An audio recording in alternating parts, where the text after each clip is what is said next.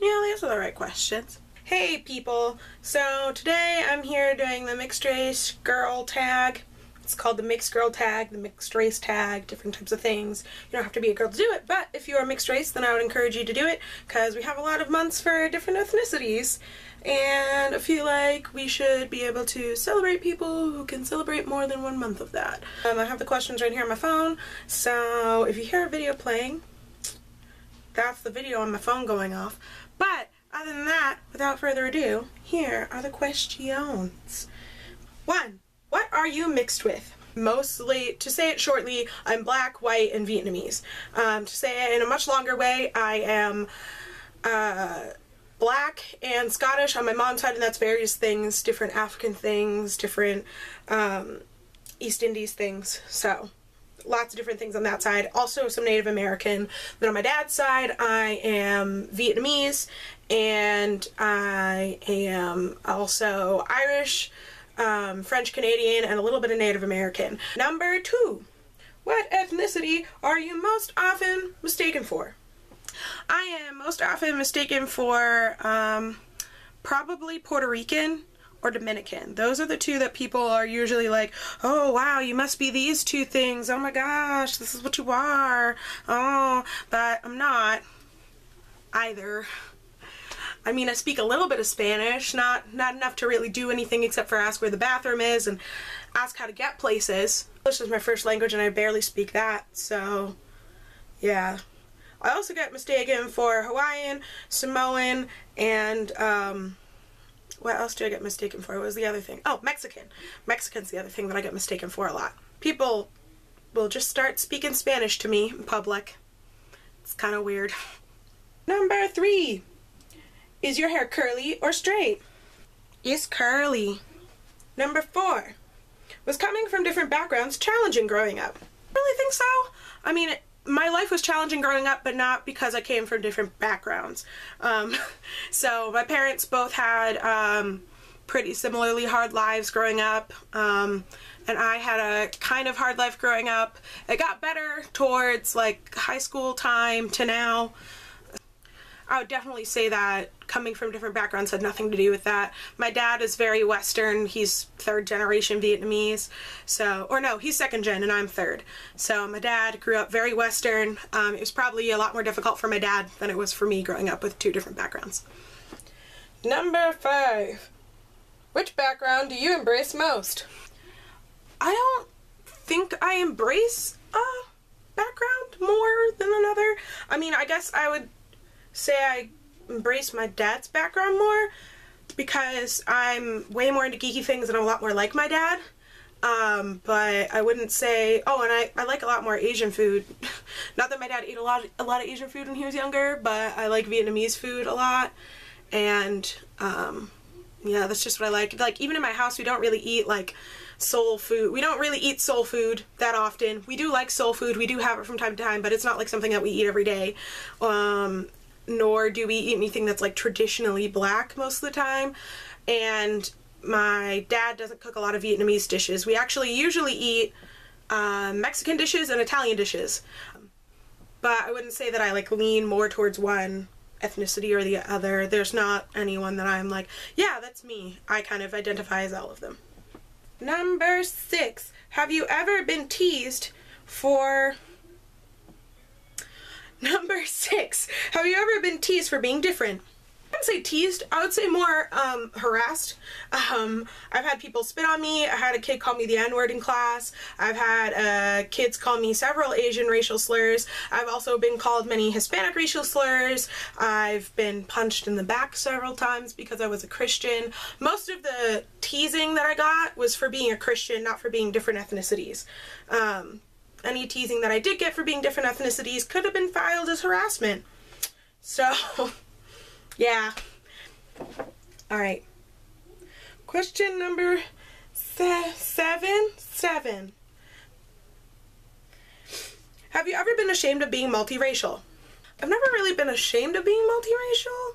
I've been kind of disappointed for being multiracial because I'm really like alternative culture, and I've kind of always wanted to be like more alternative and be able to wear like different kinds of alternative makeup and things like that, where I wear lots of reds and lots of black and purple and all that kind of stuff.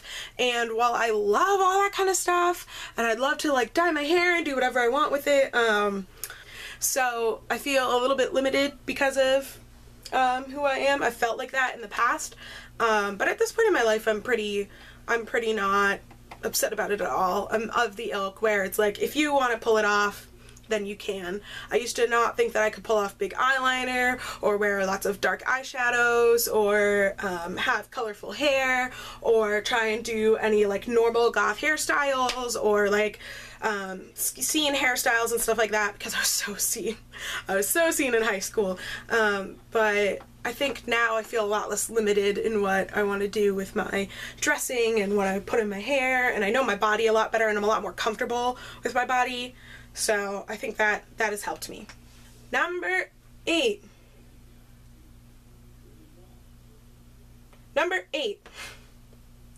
Do you feel that being mixed has its benefits? I definitely think that being mixed has its benefits, because for a lot of schools it makes it easier for me to apply because they're trying to fill a 2 or more races quota, and I am 2 or more races. However, it doesn't give me any benefits in that I get more scholarships. It's just more likely that I'll get accepted to schools because they're trying to fill their quota. And that's only for the next few years. There are so many people who are mixed race that 2 or more races is not going to be a thing that they're like, ooh, we need to make sure we get students that are like that. Ooh, we need to make sure that we have students that are 2 or more races so we look good and so that we meet our quota. It's not going to be as much of a thing soon. So also, I get like no scholarships for being mixed race. So for all the people who think that, oh, you're mixed race, so you got all these scholarships for being black and Asian and a woman, I didn't get any scholarships for that. The only scholarships that I've ever gotten have been merit-based scholarships, which means that I got really good grades and worked my butt off to get the scholarships that I have, and I need to continue to work my butt off to keep the scholarships that I do have. So for everybody who thinks that they know how I pay for college, that is not how I pay for college. I have a lot of loans and I'm in a lot of debt. Other than that, I think that it's nice being mixed race because people assume that you're going to be prettier. I think that it's nice being mixed race because you get a better appreciation for the different types of people in the world. I think you have the opportunity to kind of be more open with people because you do have a greater experience in them, and as some people may think, I get to sit at whatever table I want to sit at, so I don't have to worry about there being the black table or the white table or the Asian table. Generally I can chill with all the people. But the beautiful thing about being mixed race is that you get to appreciate those different backgrounds and those different cultures for what they are, and you're given the perspective that, you know, even though life is hard, it's still great, it's still wonderful, and you just value that everybody's life is difficult in some respect, but in the end, you know, we're all people and we're all human.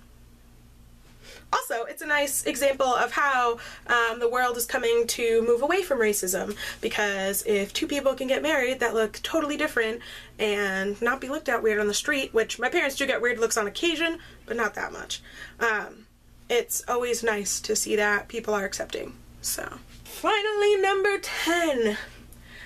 Any advice to some who struggle with their multiracial identity? For those of you who are mixed race and you're like, oh, well, I have to be black, or I have to be white, or I have to be Asian, or I have to be Latina, it doesn't matter. It doesn't matter. Being different races just means you get to enjoy more food at holidays, if I'm being honest. You get to enjoy different food at holidays. You get to see different family. You get to see what different people look like, and scientifically probably look more beautiful. So be happy. You're one of the few people in this world who get to experience what it's like when, you know, 2 races that seem like they shouldn't go together do come together. And it's really great. You have the opportunity to be somebody that's different, to be the ambassador in your family if one side doesn't like the other side, to be the ambassador between different races because you're both of them, because you've seen both sides of the cultures and you know what it's like for both of them, so it's not it's not like you're coming from a place of ignorance. You have that knowledge of like, racism is wrong and I'm a product of anti-racism. I am a product of the opposite of racism. I am a product of love, and I know that racism can end. So, yeah. Thank you so much for watching. I don't know if I'm going to be making more videos before I go to school. I just really felt like making this one. Haven't made a video in a long time, so sorry if I feel kind of weird or if my editing's kind of choppy. Lost my editing software also, so yeah. But you can follow me on Facebook, on Instagram and Twitter. Please don't follow me on Facebook, actually. But you can follow me on Instagram and Twitter. Links are either in the description or they're on my page. So you can always go there and watch me do other stuff. Watch me do my makeup and take pictures of it if you want. If that's something that you want to do. Or just hear me say random things and retweet a lot of things. So, thanks for watching, and hopefully I'll be making another video soon. Peace.